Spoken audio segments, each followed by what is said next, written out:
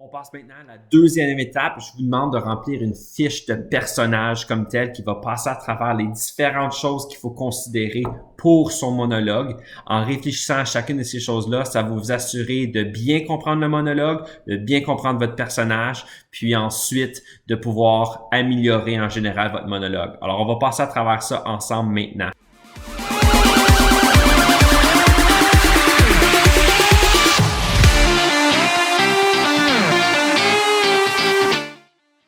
Google Classroom comme tel, encore dans Travaux et devoirs, ici, sous l'onglet Monologue. La deuxième étape, c'est Fiche de personnage. Je vous ai créé tous et toutes votre propre gabarit. Alors, si vous allez cliquer dessus ou vous allez dans votre Google Classroom, vous allez voir que vous avez un gabarit comme ça ici pour vous spécifiquement.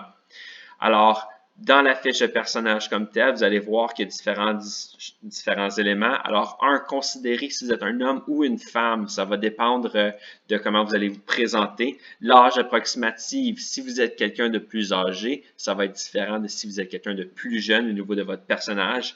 L'époque du personnage aussi, vous avez des monologues qui se passent dans le Moyen Âge, d'autres qui se passent dans les années d'aujourd'hui, d'autres, donc dépendamment de quand ça se passe, vous allez pouvoir faire référence à la technologie, à quoi que ce soit. Alors, il faut se mettre dans ce mindset-là.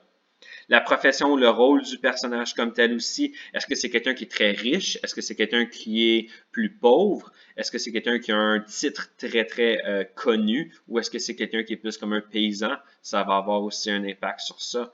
Le style du langage, alors c'est déjà écrit pour vous, c'est votre avantage, mais il y en a que c'est plus formel, il y en a d'autres que c'est plus slang à la québécois. Alors ça va changer comment est-ce que vous dites verbalement votre monologue. La dernière chose aussi, c'est peut-être une chose à considérer, d'autres caractéristiques pour votre personnage comme tel. Gardez ça en tête comme tel aussi. Donc, par exemple, si vous faites la tirade du nez, c'est certain, votre personnage a un gros nez. Alors, gardez ça ici en tête. Donc, ça, c'est plus vite fait. Ensuite, on va aller plus en détail, qui est le développement du personnage comme tel. Alors, apparence de ton personnage, ça, c'est pour aussi ton costume éventuellement que tu vas devoir trouver et porter pour tes vidéos de ta présentation. Mais gardez en tête aussi pour se mettre dans la peau du personnage comme tel. Alors, j'aimerais que vous réfléchissiez à 3 à 4 choses, possiblement des images que vous allez trouver en ligne pour remplir ça et développer un petit peu l'aspect physique de votre personnage. Déplacement et posture aussi. Si vous êtes quelqu'un de plus âgé, vous allez vous déplacer habituellement plus tranquillement que quelqu'un qui est plus jeune.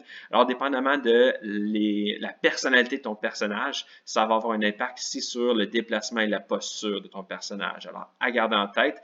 Et la partie la plus importante, selon moi, c'est vraiment la raison du monologue comme tel. Alors, assurez-vous ici de bien regarder la raison. Alors, pourquoi est-ce que votre personnage dit ce qu'il est en train de dire en ce moment?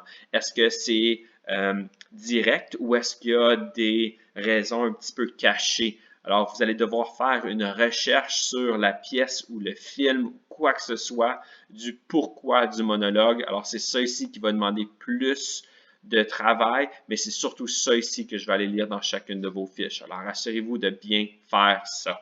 Alors, c'est pas mal ça pour l'étape numéro 2. Allez remplir votre tableau le plus vite possible. Dès que vous l'avez complété, assurez-vous de cliquer sur « Soumettre », qui est le petit bouton.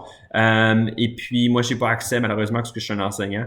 Mais le petit bouton « Soumettre », comme ça, moi, je sais que vous avez terminé, puis je peux aller voir, puis commencer à vous mettre des commentaires dans la marge pour que vous puissiez vous améliorer, puis mieux vous préparer pour les prochaines étapes. On se voit dans la prochaine vidéo.